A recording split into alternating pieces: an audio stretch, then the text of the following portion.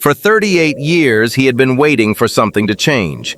Day after day, he lay among people who were sick, hurting, and forgotten.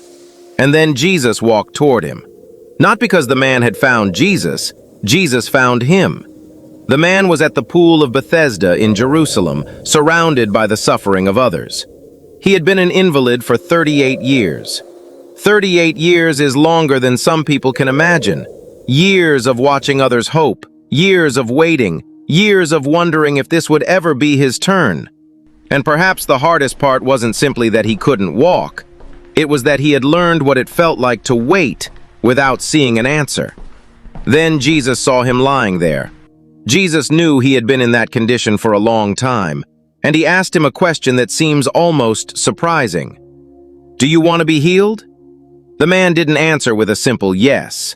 Instead, he explained why he couldn't get into the pool. He had no one to help him. Whenever he tried to reach it, someone else got there first. For years, his answer had been the same. He couldn't. He had no one. He was always too late.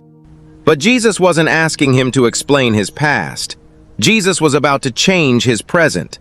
Then came the command. "Get up, pick up your mat, and walk." Imagine that moment. After 38 years of lying there, the man stood. He picked up the very mat that had carried the story of his helplessness, and he walked. The man who had spent decades waiting was suddenly moving. The place that had witnessed his weakness now witnessed his restoration. And notice something powerful. Jesus didn't tell him to wait another day. He didn't tell him to find someone else. He didn't ask him to prove that he deserved a miracle. Jesus simply commanded him to rise. The man obeyed, and everything changed. Maybe you've been waiting for something too. Maybe you've prayed for years. Maybe you've watched other people receive the answers you wanted.